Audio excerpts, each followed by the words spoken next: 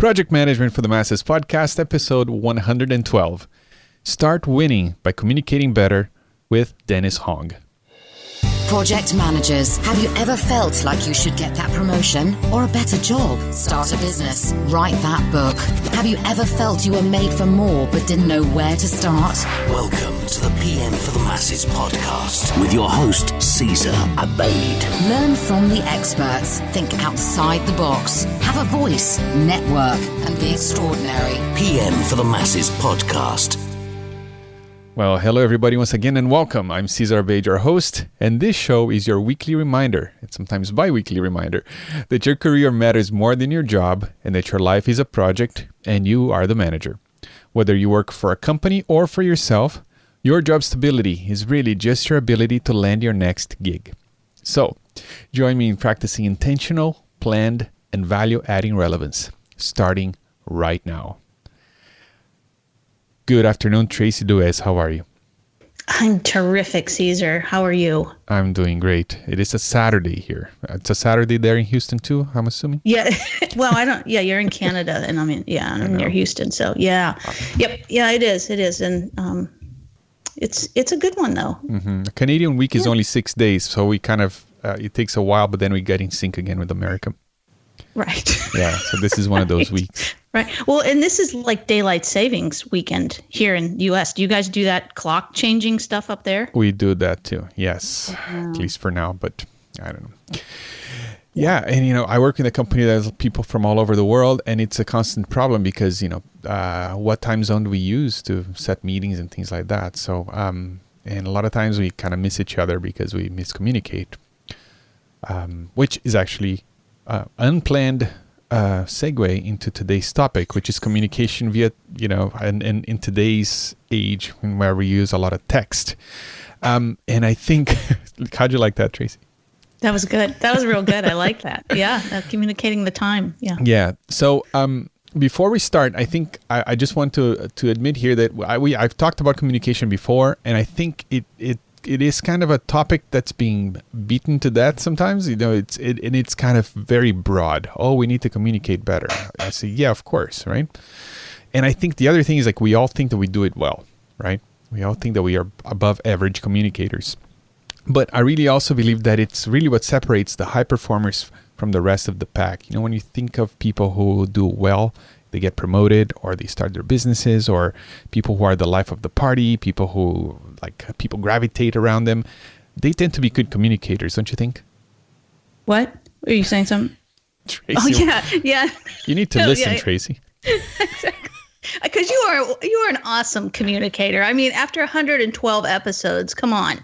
Yeah, that's, it is so true though. Think about the people that you want to follow. They're the kind of people that connect with you. They don't just communicate and throw words at you. So yeah, communication is key to any leader. Mm-hmm.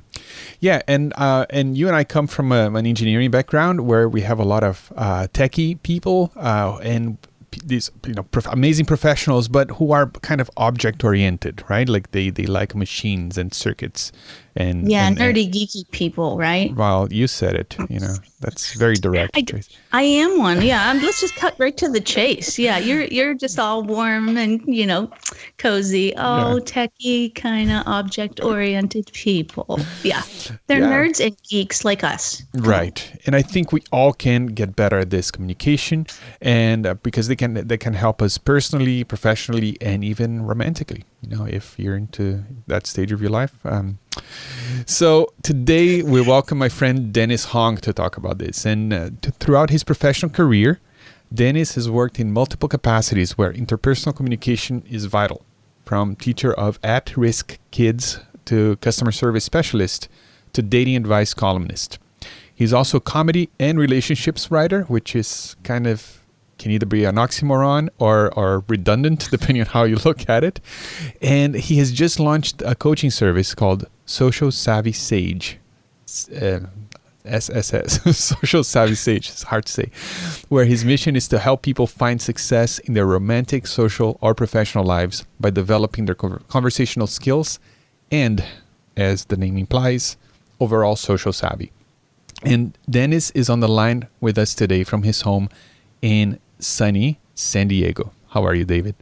David. I keep calling you David. I did it again. I'm doing great, whether my name is David or Dennis. It is not sunny today in San Diego, but we have a really laid back lifestyle here. So, you guys were talking about how it's Saturday. It's actually only Thursday here today. So I'm definitely looking forward to the weekend. Yeah. But, we just have a slower life. Yeah. But it's kind of nice. I can't complain. And we're laughing at this because we're having some technical difficulties today, and this is the third time that we try to start this episode, and I keep calling Dennis David. And I was just talking to Tracy, Dennis, before we recorded here, because and just for reference, Dennis and I used to work together. If you're listening right now, and we'll get into that, but because back when I was named David. Right, that's your previous name.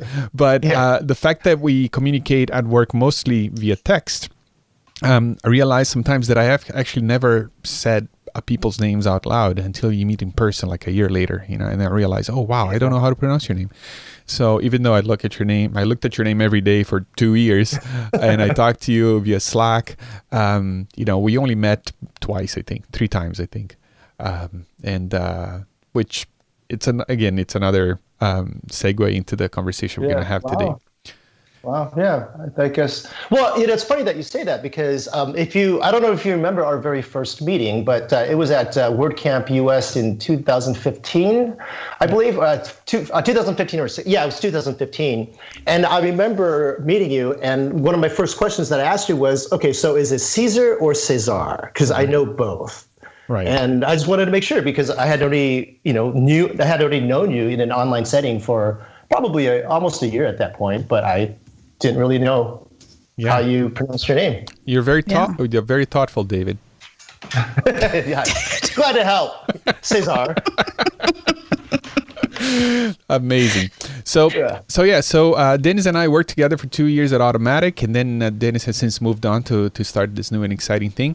And just for your listening pleasure, whoever you listening right now, Dennis and I worked together on a little musical project. You want to talk about that, Dennis?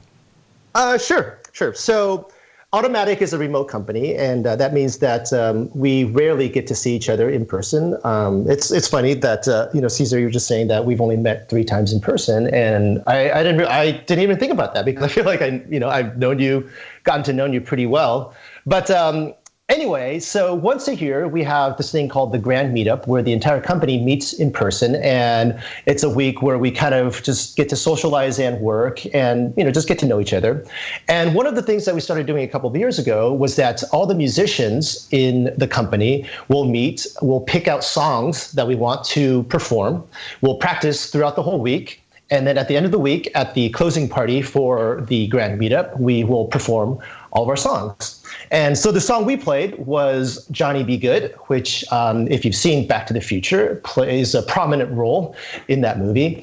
And so, Cesar, you got to play the role of Marty McFly in the scene, and it was a lot of fun to actually to play Johnny Be Good with you. And then we also threw in a little bit of Earth Angel just to open it up and keep with the Back to the Future theme. Right. So and you guys have video of that, right? Yes, I think we're gonna post it on the show notes. Yes. Well, you have to now, right? Yeah. And Dennis is an amazing piano player, like really top notch. Like I'm a goofball there with the guitar, and just kind of faking my way through it. But Dennis is really a professional musician. He has perfect pitch, which is, I think, you're the first person I ever met that has perfect pitch. And wow, really? Which is pretty cool. But all right, so it's all good background and great. You just demonstrated how good a communicator you are by explaining that so professionally and well. Thank you. But today we're gonna talk about communication and how we can do better, especially when we're using a lot of text-based communication today. So. Yep.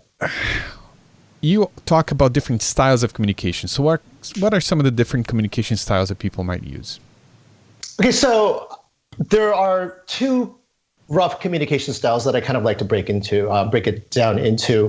When it really comes down to it, there are a lot of different ways that people can communicate. But just for simplicity, because I know, people like to be binary, they like to divide things into two separate categories. And so to exemplify that, though, what I'd like to do is to have the two of you, if you don't mind, role play a short little snippet of dialogue that I wrote up. And so what I'd like you to do is imagine that this is a text exchange between two coworkers. All right. So Cesar and Traci, I've already given you the dialogue, so you have the parts to go through now, right? Right. Yes. It's right here in front of me. Okay. So do you want to read through that, and then we can chat about how the conversation went? Yes. So this is me and Traci having a text-based conversation again. So here we go. Hey there. Hi. Hey, it's totally not a big deal, but I noticed in this email that you told the user to do XYZ. I see the user was fine with your solution, but for future reference, this might be a better way to do it. ABC. Check it out, okay? And let me know what you think. Okay, thanks. Cool. Just wanted to give you a heads up. Smiley face. Sure. Got it. Okay, great. So just to clarify for the audience, this was supposed to be a text-based exchange. So in case Cesar and Traci sounded a little bit more robotic than they usually do, that's why I asked them to do that. Sorry, did I interrupt you, Cesar? Nope. It sounded like you interrupted. No? Okay. So let's talk about how this made us all feel. Did it seem like a productive and efficient exchange? Did it feel awkward, make you want to squirm a little bit? Any thoughts about that? I felt like I was trying to basically give some feedback, and Traci was just acknowledging it, but it kind of came across like she was annoyed. Okay. What about you, Traci? Yeah, I thought, there's way too many words in there. If you just wanted me to do ABC, why didn't you just say it? Okay. Exactly. Right. So this is the problem that I'm going to talk about today. And the difference, as you can probably imagine, is that the two of you, according to this example, have opposite communication styles. So this leads today to a lot of misunderstandings, like the two of you just mentioned. Cesar, you felt like Traci was very cold and abrupt and curt and maybe a little bit annoyed, even though she didn't say anything overtly to indicate that she would have been annoyed in any way. If anything, she agreed with everything you said, right? But you still got this feeling that she was annoyed. And then Traci, on the flip side, you felt that Cesar was just using a lot of words and really just you kind of want him to just get to the point, right? Yeah, even though really, the whole exchange took probably 30 seconds, right? So it wasn't like a particularly long and drawn out exchange. So that brings me now to the two communication styles that you asked about. And so I like to break it down into directness versus warmth. And these two styles refer to the motivations or the preferences that people have when they are communicating with other people. If you tend towards directness, your goal is to say what needs to be said, and then be brief with it so that you can both get on with your day.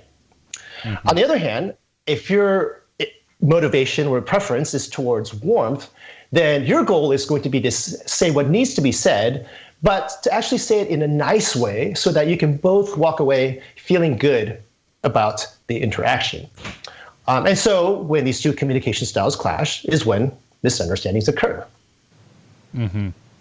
Yeah, so Dennis, you mentioned they were opposites, but warm and direct aren't really opposites of each other, right? Shouldn't it be warm and cold, or direct versus indirect? Exactly. People who are observant, or even just very minimally observant, will realize that, wait a minute, like, warm and direct are not opposites to each other. That doesn't make any sense. And you're right. But what I'm really going at here is not so much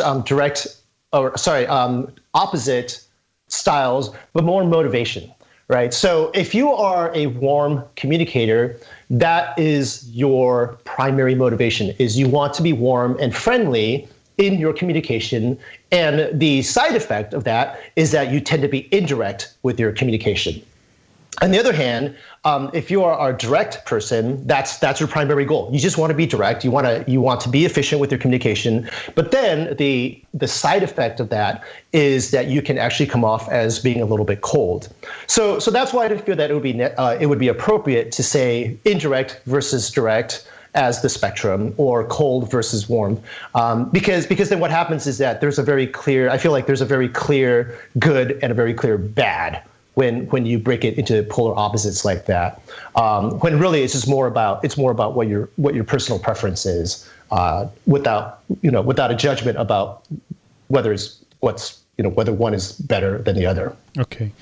That's interesting. I never thought about that way, because usually you tend to think that you, by being warm, if somebody's being direct to you, it's cold. But the direct person doesn't feel that way. I mean, they're just doing what they think is right. They're not trying to convey any emotion other than, hey, this is the information I want you to have, right? And exactly. Yeah. So because it's a difference in motivation, what happens is that we misread other people, right? Because if you think of directness and coldness as sort of connected to each other, and then warmth and indirectness are connected to each other, it's very easy to interpret one I guess intent versus the other. So when you had that example conversation with Tracy, you interpreted that she was annoyed based on her coldness that she perceived, even though her intent was really just to be direct and be efficient with her communication. Mm-hmm. Yeah, I think being direct is a very respectful. I'm trying to respect other people's time being direct. And so, so I think it's a very warm thing to do, to be direct. Can you be warmly direct? I think, and I think we can talk about that a little bit more. When you are communicating face to face, you can definitely be warm and direct. And that has to do with your body language and your facial expressions and just the tone of voice that you use. When we're talking about online communication, sorry, not online, but just text-based communication, then it can be a little bit more difficult to be direct and still be warm. But that's why people have started using emoji. Right? That's why I put a smiley face at the end of everything. Just smiley face, whatever. Yeah, exactly. I hate your guts, smiley face. Smiley face. Yep. It just negates everything that you said before, right? But I put a smiley face on it. That means it's okay. Cool. So let's say in the workplace, right? So you have these two different styles. Mm-hmm. What are some of the misunderstandings, like something concrete that could happen from if this is not watched for and taken care of? Okay, so what happens is that when you're communicating with a coworker, and one person is warm and the other person is direct, the warm person will often feel as though the direct person is angry or annoyed at them, or maybe even passive aggressive. Right. If you're trying to be friendly and you go out of your way to kind of get to know them, so to speak, and you pad what you type with a lot of that words that, and I'll explain what those are in just a minute. But if you go out of your way to be friendly, but then the other person just gives you short little 1-2 word responses, you're going to be like, oh, I think this person really doesn't like me. And then you're going to have a bad taste in your mouth. And then on the flip side, if you are a very direct person and you tend to be very brief with the words that you use, and somebody is coming to you and they're using a lot of words and they're maybe not necessarily talking, specifically about the whatever project, whatever topic, whatever work topic that you're working on, you're probably going to think that they're wasting your time and they're just dilly-dallying, so to speak. So those are the kind of misunderstandings that can occur in really any kind of environment, actually, not just in a work environment. It's anytime two people communicate, if you have this disconnect in their style preferences, there is the potential for this type of misunderstanding. Mm-hmm. So the disconnect really causes you to make assumptions. Right? Exactly.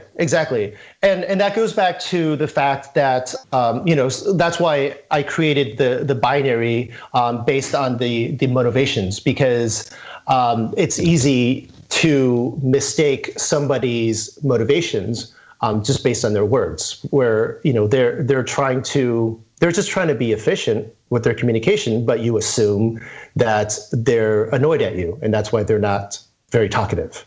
Or they're trying to be friendly, and you assume that they're maybe kind of wishy-washy or ditzy, or just not really, they really don't know what they're talking about, and even when they're just really just trying to be friendly with you.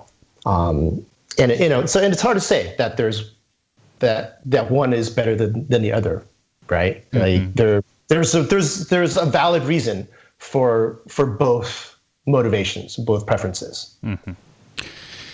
Cool. I'd like to talk more specifically about text-based communication. There, we kind of talked about this today, and so some of the reasons this is difficult, I think, it's kind of obvious, right? Like, there's no body language, and you can look at people's faces. Like, I read a book about the brain a couple of years ago, and this is going to be completely random because I don't remember the exact number, but I think it's like 80%. When you're talking to somebody, 80% of your brain, the work that your brain is doing, is not actually listening to what they're saying, but it's actually just interpreting their face, right? So when you remove that, that's a big thing. But besides the facial expressions and body language, what are some of the other aspects of text-based communication that people should be aware of and take into account when actually communicating via text? Okay, so for this, I want to start by saying that we have to make a very, very strong effort to forget a lot of the lessons that we learned in grade school English. So one of the first lessons that we learned, whether in an English writing or a speech class, is that we have to cut out the fluff when we are writing. We have to use as few words as possible to get our point across. Right? I'm sure you've both heard this before at some point in school. That why use 20 words to write something when you can do it in 5? That's something that's ingrained in us. So if you remember this kind of lesson, then I'm gonna read off some words that may make you kind of cringe. So these are the words: kind of, actually, like, I mean, maybe, well, right. So when you hear these words, you probably think that they sound kind of unprofessional, right? Or maybe the person who uses them is immature. But as it turns out, these words actually serve a very specific purpose in everyday communication. And in fact, they're not unnecessary or extraneous at all. In linguistics, we call these words softeners. And a softener is basically, it's any word or phrase that helps us to sound less aggressive and less confrontational. So in other words, they help us to sound more polite. It's the difference between saying something like, I'm going to do my robot voice now. I need to borrow your phone, versus, mind if I borrow your phone for a sec? So if you think about it, these two statements that I just said, we're conveying the exact same sentiment. We want to borrow somebody's phone. But you can tell just from the words themselves, like the attitude and the tone conveyed are very, very different. One is direct, and because of that, it sounds a little bit aggressive. And then the other is indirect and friendlier, but it also might sound a little bit wishy-washy, right? Mm-hmm. And so to kind of further complicate things, the interesting thing about softeners is that it can vary by culture. Certain cultures are known to be more polite, so to speak, where they value politeness, and there are other cultures where directness is valued. So it really does depend on the culture that you grew up in, as to how much you use softeners in your everyday conversation. And it is one of those things where if you grew up in a culture that values politeness, you probably use softeners in your conversation, in just your everyday communication all the time, and you may not even realize it, or you may not even realize that what they're for, so to speak. But then at the same time, like how often we use softeners in our language, it also depends on your personal preference. So it's not always just strictly by culture. It also depends on your social status. So for instance, if you're like an employee talking to your boss, you're probably going to use a lot more softeners than if you're the boss talking to the employee, right? Because you want to like be nice to the boss. You don't want to be like aggressive with the boss. And it could depend on your current mood. If you're having a really bad day, you're probably going to be a little bit more curt, just because of your mood. And really just the circumstances of the conversation. So really what it comes down to is that politeness is not a fixed trait. It can change from person to person, but even for one person, it can change depending on a bunch of different circumstances. Like how you talk to your boss is going to be very different than how you talk to your kid, right? So it's not fixed, and because of that, it's always changing, and it becomes very difficult sometimes to really kind of figure out what somebody's preference is. And so really what it all comes down to then is that it is very frequent that two people with contrasting styles, and I do like to think of it as a spectrum, right? It's not like you're either direct or you're either warm.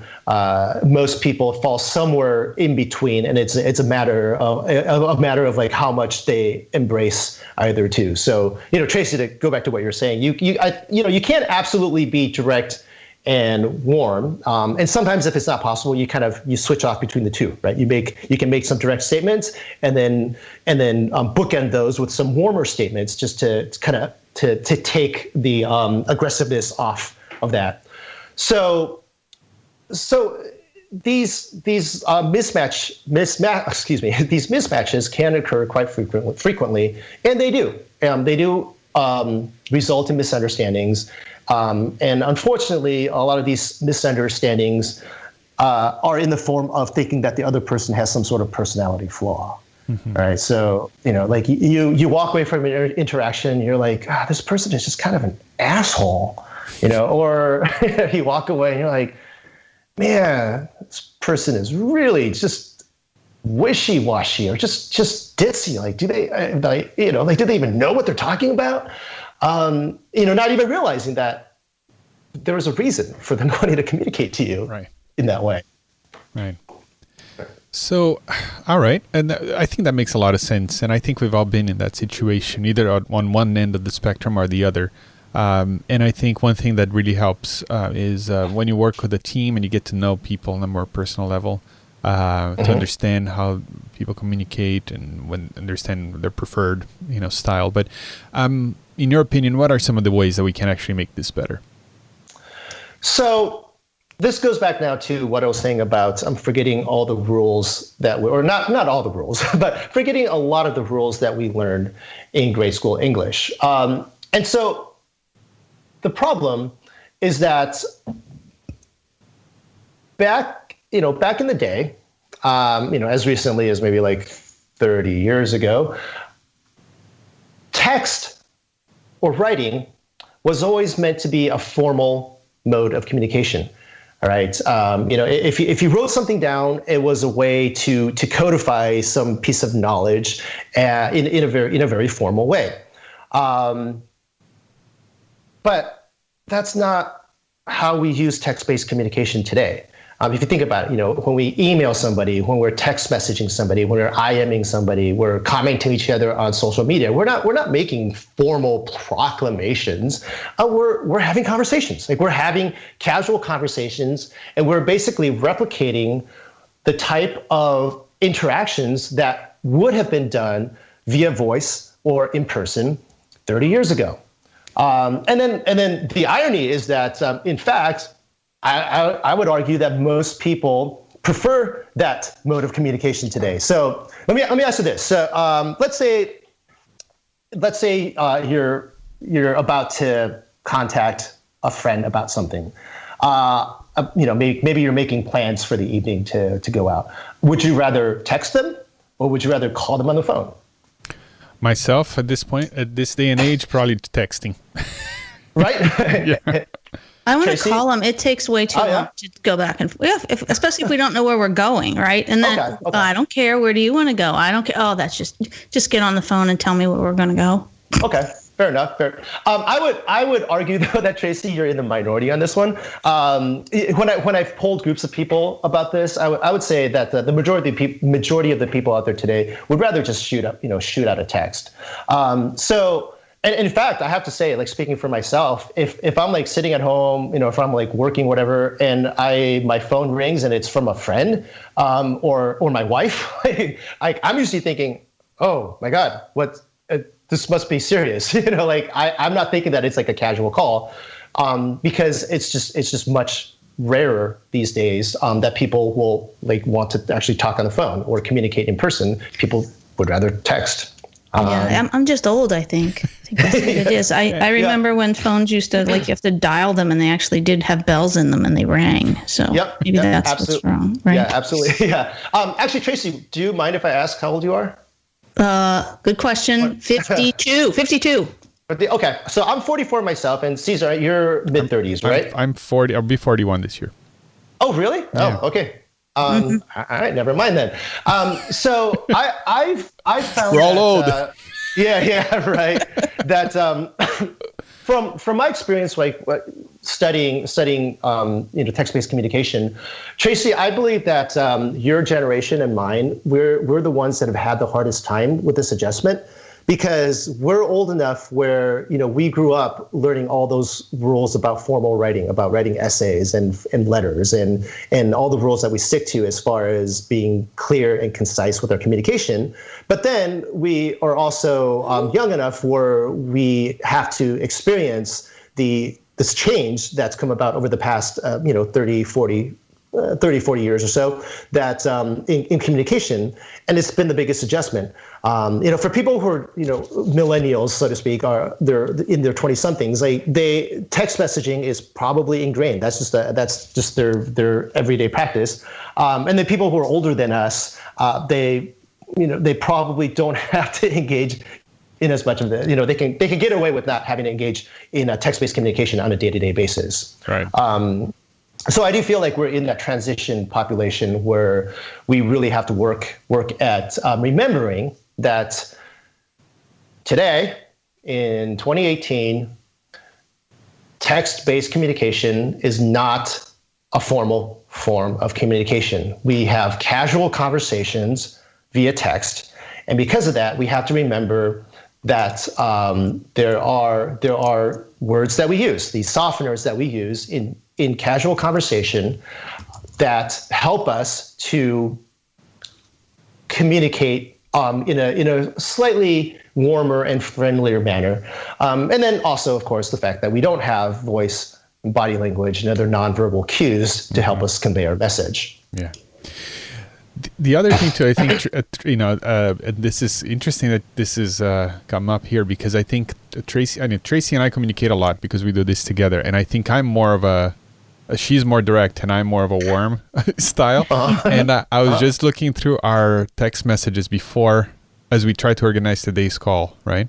And if you bear with me, I'm going to read it to you, some of them. So we're supposed to do this at 2 p.m., right? So this is at 1:49. I said, "Hi!" exclamation point. "Can I call you on Skype yet?" Smiley face. Tracy. "Yes. 1 sec." And I go, "Okay," smiley face. She goes, I thought we were on in an hour at noon Pacific, period. And I'm like, I'm pretty sure it's now. Let me check with Dennis. She goes, Tracy, okay. Then I say, he confirms it's now. Happy face. Actually, no, it's a grimacing face. Yeah. Can you make it? I'm sorry about the confusion. Tracy, yes. Period. Don't forget the period. Oh, yeah, I was just going to ask you that, Tracy. Do you punctuate your one-word sentences? Not okay. I don't punctuate okay, but I do other one-word sentences. Yes. Mm-hmm. Okay. So yeah, so it's this conversation kind of funny, right? today. It's an unveiling something here about us, Tracy. There Yeah. it is. Yeah. And the thing is, when you know each other personally, or when you've gotten to know each other, you understand that somebody just communicates like that, and you're able to kind of to overcome these preconceived notions that you might have. But when it's somebody that you don't know, it can be kind of a big problem sometimes. Mm-hmm. Cool.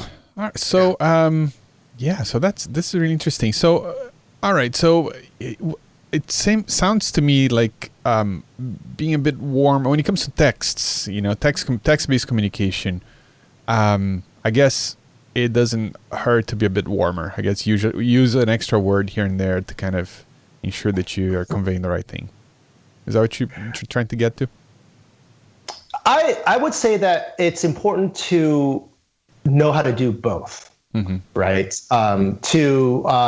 To be able to communicate in a warm manner when the situation or the person you're interacting with calls for it, and then also to be direct when necessary. And so the reason I kind of lean towards suggesting or giving tips on how to be warmer is because so many of us have grown up with these rules about succinct written communication, so that naturally, even if we are a warm person in real life, naturally we may tend to end up writing, or typing rather, in a more curt and direct manner, just because that's what we learned as kids. Mm-hmm. So my goal is just kind of it's to make sure that everybody is proficient in both styles, but with that comes knowing how to add these softeners to your written communication, so that you can communicate with a little bit more warmth, but also so that you don't have to rely on the emoji all the time.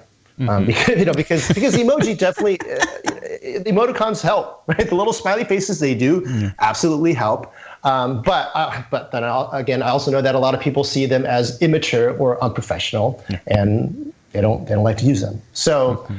So my goal is just to kind of give everybody as many tools as they can, and then that way they can pick and choose the right tools for the right occasion. Mm-hmm. Very cool. This actually reminds me of something, I think it's a good analogy also. Like, this is from one of my favorite books of all time. It's called The Information by James Gleick. And he starts talking about the drums, the singing drums of Africa, and how tribes in Africa communicate across distances by using drums, right? And how when the English got down there, they were just amazed, because that was around the time when Morse code was being developed in England, right? And they thought, these people know Morse code already. But the difference is that Morse code is a code for letters, right? And these folks down in Africa, they didn't even have a written language. They had no words, they had no letters. So, and what they found out is that African languages, just like some of the Asian languages, like Chinese, they have vowels, consonants, and also pitch, right?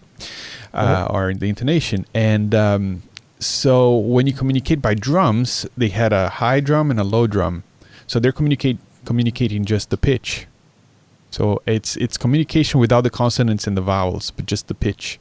So as a result, if they wanted to say, there's a full moon out there, if they wanted to convey that to the next tribe 2 miles down the road, they couldn't just do the words that there's a full moon out there, or they would have to, because the same word for moon would be, let's say, the same word for river, right? If you're just using the pitch, because when you strip the vowels and the consonants, right, all you have is the pitch, and so what they do is they would add a lot of other words into the communication to avoid to get away from misunderstandings like that. So instead of saying there's a full moon out there, they would say the round moon that hangs in the sky at night and it's white is outside up in the firmament next to the stars on this day that's after tomorrow, that's before tomorrow and after yesterday, right?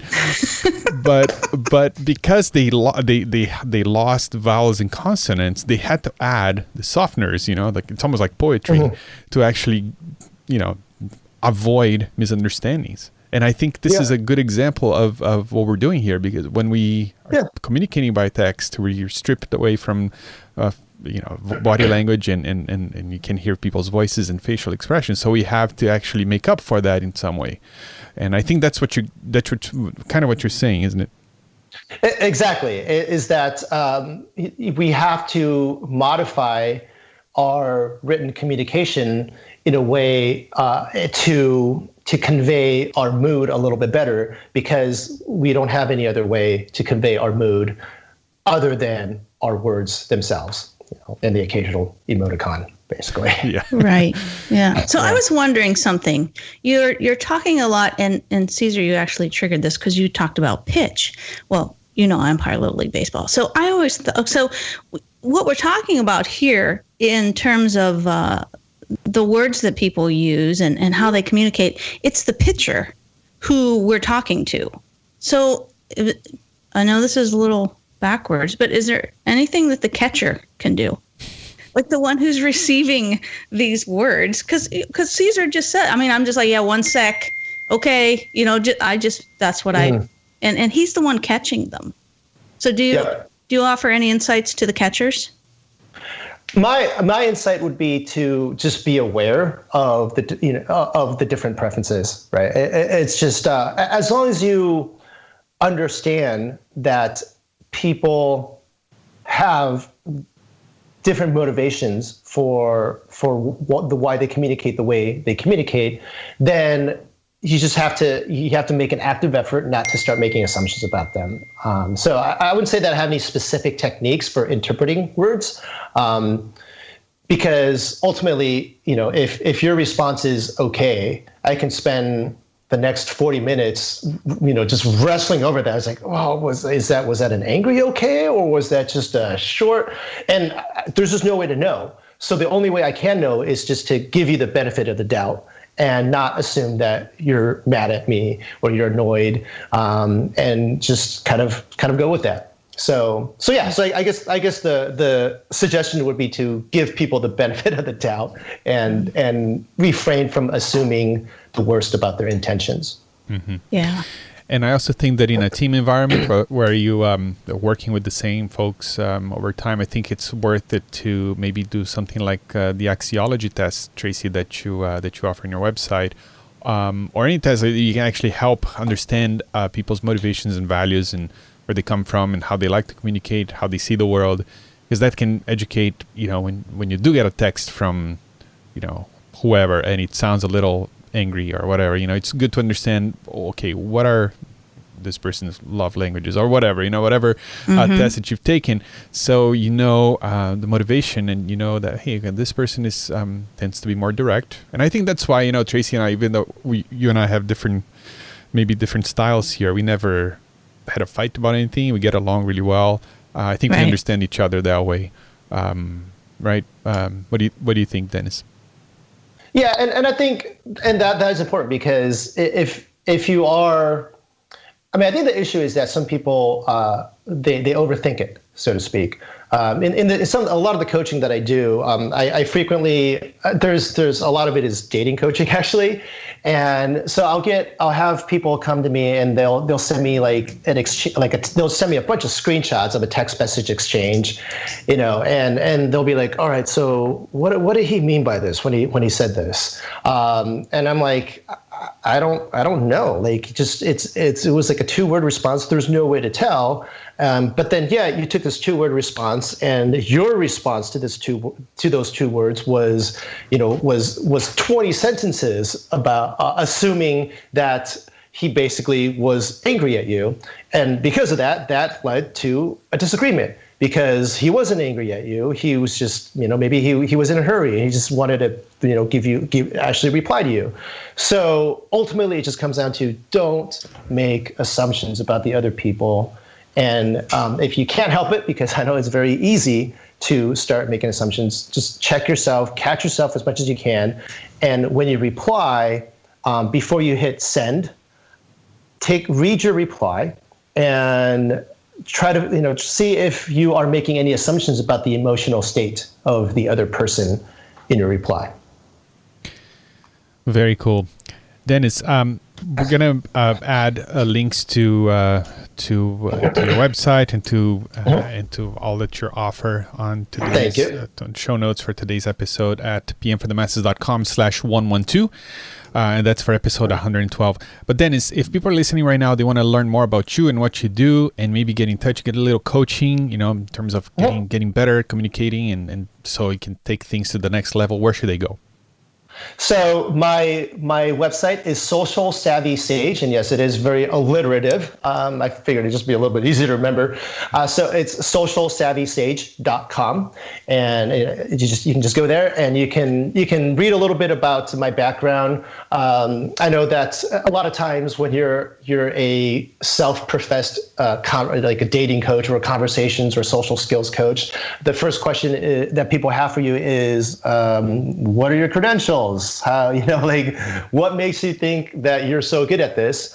And I'd like to think that my background, just, over the past 20 odd years now that I've been in the professional world, just the biography that you read about me, I've had a lot of professional experience in fields where it is very important that you know how to communicate well with another person. Angry teenagers, I would say, is a pretty good learning environment. And so I spent 8 years dealing with at-risk kids, and I would say that definitely that definitely taught me how to be less aggressive with my language, because if you have an angry teenager, it's easy to want to be aggressive with them right back, especially if you're their teacher. But just from my own personal experience, I found that if you soften your language and you take a calm, soothing tone, that you will reach them a lot more easily than if you talk down to them. Mm-hmm. And so it is all about the words that we use. Very cool. Yeah. And again, I'll have a link to socialsavvysage.com to today. On the show notes for today's episode. And again, you can find that at pmforthemasses.com/112. And Dennis, thank you so much. This was a lot of fun, even though it was a little difficult at the beginning there, the technical difficulties. But so thank you so much. Yeah, and I'm going to just say thanks because I'm pretty direct. Thanks. Yep, got it. Thank you for having me. It's been a lot of fun, and I hope your audience finds this useful, and there's things that they can take away from it. If you ever want to find me, you can find me through my site, and I'd be happy to direct you to resources that you can look into if you want to just learn a little bit more about how you can modify your own personal communication style, so that you can be flexible. Again, it's all about flexibility. It's not about picking a specific style and sticking with it. It's about understanding what the other person, what their style preference is, not interpreting it in the wrong way, and then adjusting your style so that you can meet in the middle, so to speak, and really bridge those communication gaps that can occur when people have very different styles. Cool. Again, go to pmforthemasses.com/112 and you'll find links to Dennis Hong's website, and the slides that he mentioned today are going to be there as well. And yeah, Dennis, again, thank you so much. Thank you. Thank you. Thank you for listening to the PM for the Masses podcast. Tune in next week for more great ideas on how to manage your projects better and truly stand out in your industry. pmforthemasses.com